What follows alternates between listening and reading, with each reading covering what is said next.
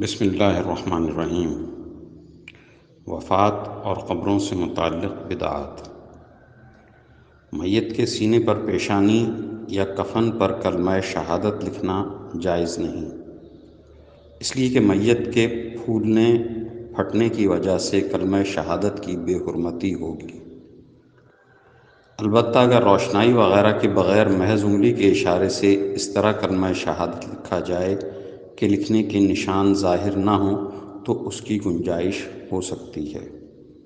بعض علاقوں میں حیلہ یا اسقاط کے نام سے جو عمل رائج ہے، اس کا قرآن و حدیث اور فقہ سے کوئی ثبوت نہیں ملتا، اور نہ ہی رسول اکرم صلی اللہ علیہ وسلم کے مبارک دور سے لے کر حضرات صحابہ کرام رضوان اللہ علیہم اجمعین، تابعین اور تبع تابعین کے زمانے تک اس کا کوئی وجود ہے۔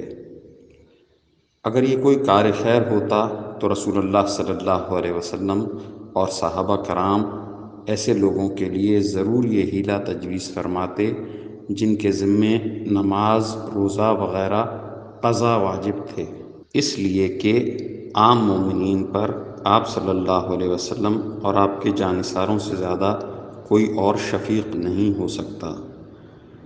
جو کام نبی پاک صلی اللہ علیہ وسلم نے نہیں کیا ہم اسے ثواب سمجھ کر کرنے لگ جائیں تو یہی بدعت ہے۔ اسی طرح نماز جنازہ کے بعد دعا مانگنا نبی پاک صلی اللہ علیہ وسلم اور صحابہ کرام و تابعین سے ثابت نہیں، اسی لیے فقہائے کرام نے اسے ناجائز اور مکروہ بتایا ہے۔ اسی طرح جنازے کے ساتھ بلند آواز سے ذکر کرنا۔ جنازے کے ساتھ بلند آواز سے ذکر کرنا نبی پاک صلی اللہ علیہ وسلم، صحابہ کرام، تابعین اور تبع تابعین کسی سے بھی ثابت نہیں، نہ ہی کسی ضعیف روایت میں قولاً یا عملاً منقول ہے، اس لیے اسے بھی بدعت ہی کہا جائے گا۔ دفن کے بعد میت کے لیے مغفرت کی دعا کرنا حدیث سے ثابت ہے، البتہ 3 دفعہ دعا کرنا اور اس کا التزام بدعت ہے چونکہ اس کا کوئی ثبوت نہیں۔ دفن کے بعد انفرادی دعا ثابت ہے، اجتماعی ثابت نہیں، لہٰذا اجتماعی دعا کو مسنون سمجھنا یا حکم شرعی سمجھنا بدعت ہے، نیز اس پر التزام اور اصرار کرنا یا نہ کرنے والوں پر ملامت کرنا جائز نہیں۔ اسی طرح اہل میت کی طرف سے پہلے دن یا تیسرے دن یا ہفتے کے بعد جو دعوت آج کل رائج ہو چکی ہے یہ بھی بدعت ہے۔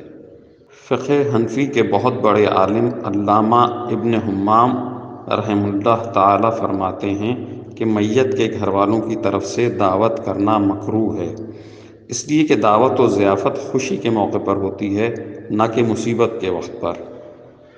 علاوہ ازیں ایسی دعوت و ضیافت میں اور بھی کئی خرابیاں ہیں، مثلاً اس میں سب سے پہلی شباہت تو ہندوؤں کے ساتھ پائی جاتی ہے جو جائز نہیں، پھر یہ کہ اس دعوت کو لازم سمجھا جاتا ہے، جبکہ جو چیز لازم نہ ہو اس کو لازم سمجھنا بذات خود جائز نہیں۔ دعوت میں جو رقم خرچ ہوتی ہے اس میں عموماً نابالغ یتیموں کا حصہ بھی ہوتا ہے، جبکہ نابالغ کا مال صدقہ و خیرات میں دینا اس کی اجازت سے بھی جائز نہیں ہے۔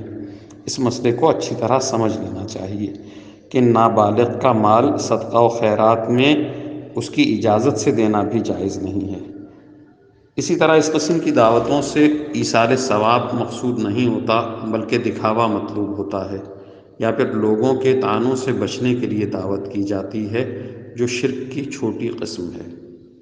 جنازے کی چادر پر اسی طرح قرآنی آیات لکھنے کا کچھ علاقوں میں رواج ہے، اس میں قرآن کی آیات کی بے ادبی کا خطرہ ہے، نیز یہ عمل سنت سے ثابت نہیں ہے، لہٰذا اسے چھوڑ دینا چاہیے۔ میت کی وفات پر چونکہ بہت سارے افعال و رسوم رائج ہیں، عام طور پر لوگوں کو ان میں جائز اور ناجائز کا فرق معلوم نہیں ہوتا، اس لیے ان جائز کاموں کی تفصیل بتا دی جاتی ہے جن کی شریعت نے اجازت دی ہے۔ میت کے کفن دفن میں جلدی کرنا مستحب ہے۔ غسل کی جگہ پردہ کر کے میت کو پردے میں غسل دینا مستحب ہے۔ غسل دینے والے اور اس کے ساتھ مدد کرنے والے کے علاوہ دوسرے لوگ میت کو نہ دیکھیں۔ اگر غسل دیتے وقت میت میں کوئی ناگوار بات نظر آ جائے تو اس کو چھپایا جائے، دوسروں سے تذکرہ نہ کیا جائے۔ میت کو 1-2 میل منتقل کر کے دفن کرنے میں کوئی حرج نہیں۔ موت کی اطلاع دینا تاکہ لوگ جنازے میں شریک ہو جائیں جائز ہے۔ جنازہ کے پیچھے چلنا مستحب ہے۔ میت کے اہل و عیال اور رشتہ داروں کو تسلی دینا اور تعزیت کرنا مستحب ہے۔ میت کے پڑوسیوں اور دور کے رشتہ داروں کو چاہیے کہ اس کے گھر والوں کو وفات کے دن صبح اور شام کا کھانا کھلائیں، یہ بھی مستحب ہے۔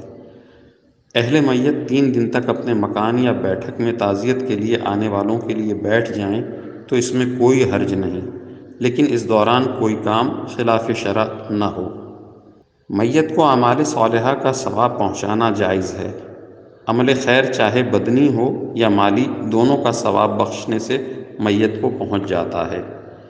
ایصال ثواب کی چند صورتیں یہ ہو سکتی ہیں کہ میت کے لیے نفل نماز، نفل روزہ، حج، عمرہ یا قرآن تلاوت کر کے بخشا جائے۔ خدمت خلق کا کوئی کام، مثلا کوئی فلاحی وقف، کوئی مسجد یا دینی مدرسہ بنا کر میت کے لیے ثواب کی نیت کی جائے۔ فقراء، مساکین، یتیموں اور ناداروں کو کھانا، کپڑا یا نقدی دے کر میت کو ایصال ثواب کرنا۔ ایصال ثواب ہر وقت کیا جا سکتا ہے، اس کے لیے کسی خاص دن کا تعین کرنا یا کسی خاص طریقے کو عملاً یا اعتقاداً لازم سمجھنا درست نہیں۔ ایک بہت اہم مسئلہ جس کی جانب توجہ کی جانی چاہیے وہ میت کے لیے ایصال ثواب سے بھی زیادہ ضروری ہے، اور وہ ہے ادائے حقوق، یعنی میت کے ذمہ دوسروں کے قرضے اور حقوق ہوں تو ان کو ادا کرنے کی کوشش کریں۔ یہ نفلی ایصال ثواب سے بڑھ کر ضروری اور اہم کام ہے۔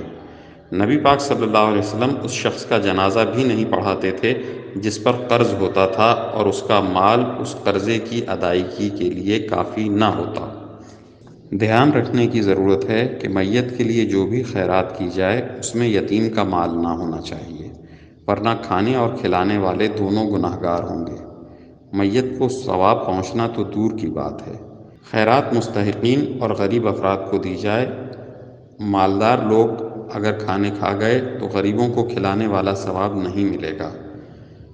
پھر اس بات کا بھی دھیان رکھا جائے کہ خیرات میں دکھلاوا اور نمائش مقصود نہ ہو، ورنہ ثواب کے بجائے گناہ ہوگا اور میت کو کوئی ثواب نہیں پہنچے گا۔ کھانا کھلانا ہو یا کوئی اور کار خیر، اس کے لیے کسی خاص دن کو اس طرح مقرر کرنا کہ اس کی رسم پڑ جائے اور اس دن نہ کرنے میں لوگ ثواب میں کمی محسوس کریں، یہ جائز نہیں۔ مسکینوں کو کھانا کھلانا کار خیر ہے، یہ ایک الگ نیکی ہے، اور قرآن مجید کی تلاوت الگ عبادت ہے۔ ان دونوں کو ضرور اکٹھا کرنا، یعنی کھانا سامنے رکھ کر فاتحہ پڑھنا اور فاتحہ سے پہلے کسی کو کھانا نہ دینا ایک ناجائز رسم ہے، اس کو چھوڑنا ضروری ہے۔ بعض جگہ دیگوں کے پاس قرآن خوانی کروائی جاتی ہے، یہ بھی ایک عجیب اور ناجائز رسم ہے۔ نیز اس میں قرآن کی بے ادبی ہے کہ دیگیں پک رہی ہوں اور قاری صاحبان کو وہیں بلا کر پڑھوایا جائے۔ میت کو زیادہ سے زیادہ ثواب پہنچانے کی بہتر صورت تو یہ ہے کہ فقراء اور مساکین کے ساتھ نقدی کی شکل میں تعاون کیا جائے تاکہ وہ اپنی ضرورت کے مطابق اس سے فائدہ اٹھا سکیں، ورنہ بسا اوقات ان کو علاج کے لیے رقم کی ضرورت ہوتی ہے، کپڑے نہیں ہوتے، قرضوں کی ادائیگی کرنی ہوتی ہے اور ان کو عمدہ کھانا کھلا دیا جاتا ہے، حالانکہ ان ضروریات کے لیے کھانا کھلانا کافی نہیں ہے۔